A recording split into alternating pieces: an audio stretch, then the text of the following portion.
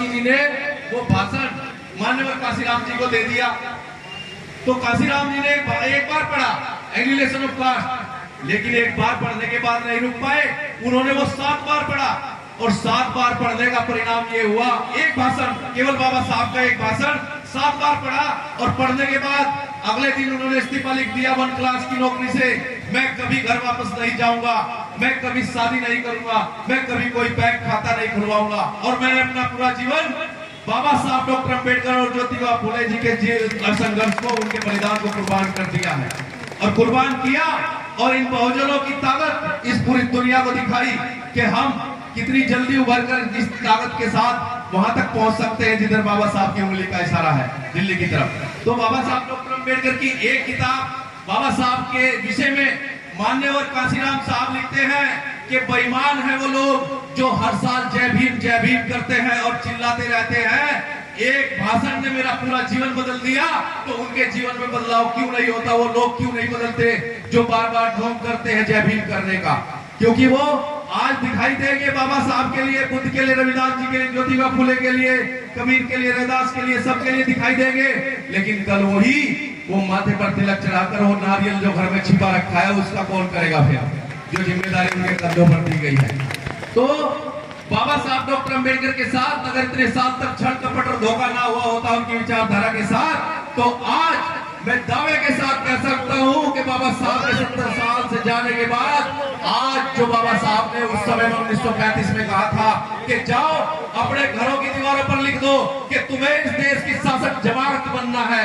उस समय तो झोपड़ियां थी, घर की दीवार भी नहीं थी, लेकिन मैं कहता हूं दावे के साथ आज 70 साल में आपको इस देश का शासक बनने से कोई रोक नहीं सकता था, कोई ताकत रोक नहीं सकती थी। अगर कोई वो रोकने वाला है तो हम स्वयं लोग हैं जो बाबा साहब के मिशन के साथ हम इंसाफ नहीं कर पा रहे, क्योंकि हम दोनों नाव में सवार हैं और हम चाहते हैं कि उनकी दुआ, उनका आशीर्वाद भी हमारे साथ बना रहे और इनका आशीर्वाद भी बना रहे।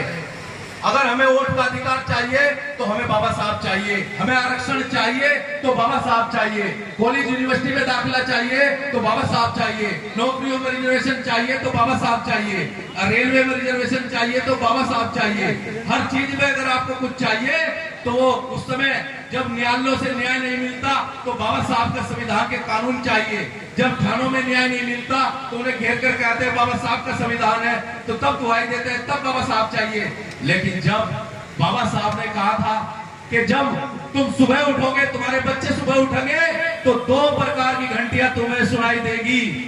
एक घंटी मंदिर की बजेगी, जहां जाओगे तो या तो पुजारी बनोगे या भिखारी बनोगे। दूसरी मंदिर विद्यालय की बजेगी दूसरी घंटी, अगर वहां जाओगे तो अधिकारी बनोगे, कर्मचारी बनोगे और शासन प्रशासन में तुम्हारी पकड़ होगी।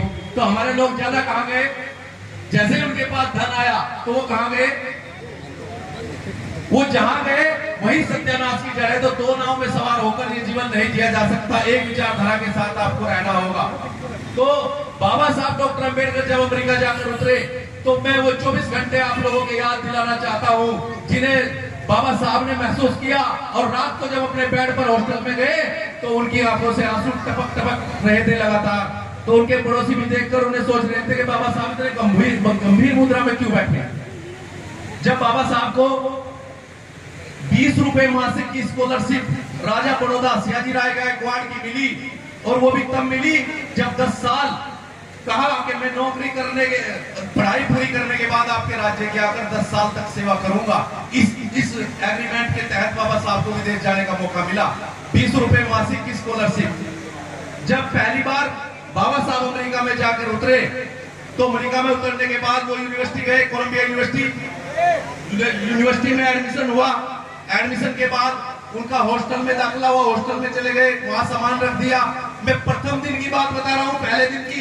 फिर बाबा साहब ने वहां सामान रखा, वो फिर दोपहर में मेस में खाना खाने के लिए गए, खाना खा करके वापस आए, क्लासरूम में गए, क्लास में भी अटेंड किए और वापस आए। और वापस आने के बाद जब बाबा साहब डॉक्टर अंबेडकर अपने बेड पर शाम के समय बैठे थे तो उनकी आंखों से आंसू टपक रहे थे। वो आंसू जब टपक रहे थे तो कुछ लोगों ने पूछा क्या बात है, कोई दर्द, कुछ तकलीफ, कोई दिक्कत? तो बाबा साहब कुछ नहीं बोले, लेकिन उन्होंने अपनी किताब में मेंशन किया वो दिन, पहला दिन, कि मैं भारत में जब नाई की दुकान में जाऊं तो जात पूछते हैं मैं घोड़ी गाड़ी में चढ़ूं तो जात पूछते हैं, पानी पियो तो जात पूछते हैं। लेकिन मुझे अमेरिका में आए 24 घंटे हो गए, मुझसे गोरे गोरे लोग, मुझसे अमीर लोग, पैसे वाले लोग मेरे साथ खाना खा रहे हैं, मेरे साथ क्लास में बैठे हैं, मेरे साथ हॉस्टल में सो रहे हैं। लेकिन आज अभी तक मुझे किसी ने जात नहीं पूछी। अभी तक अमेरिका में मुझे किसी ने जात नहीं पूछी।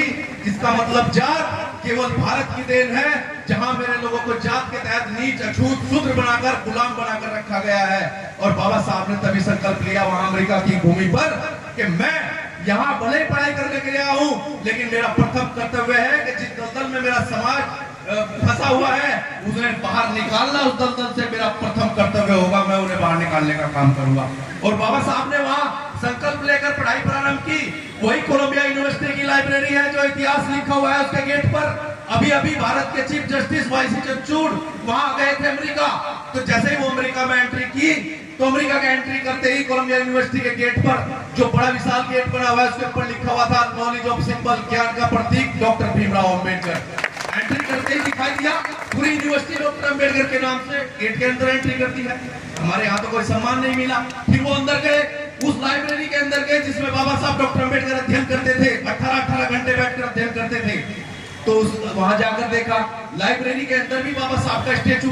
फिर वो कोलंबिया यूनिवर्सिटी के कैंपस में उन्होंने राउंड लिया, घूमे तो कोलंबिया यूनिवर्सिटी के अंदर ही वो तांबे का शिलालेख लगा हुआ था, जिस शिलालेख में अंग्रेजों ने पूरे विश्व के अंदर सर्च किया कि हम भारत के क्या पूरे विश्व के उन विद्वानों को, 100 विद्वानों को छांटते हैं जो दुनिया में सबसे नंबर 1 के विद्वान रहे हैं। तो आपको मालूम होना चाहिए कि जब दुनिया के अंदर यह सर्च हुआ कि अभी तक 300 साल के इतिहास में सबसे बड़ा विद्वान कौन, सबसे ज्यादा ज्ञान अर्जित करने वाला व्यक्ति कौन, तो पता है आपको क्या लगा? अगर यहाँ थॉमस एडिसन हुए, आज आपका स्वागत है, अभिनंदन है। चार्ल्स डार्विन हुए, अन्य लोग अंदर आ जाइए। अनेक साइंटिस्ट भी यहाँ पैदा हुए, लेकिन वो साइंटिस्ट केवल अपने विषय के साइंटिस्ट थे। जब बाबा साहब डॉक्टर अम्बेडकर के ज्ञान की तुलना हुई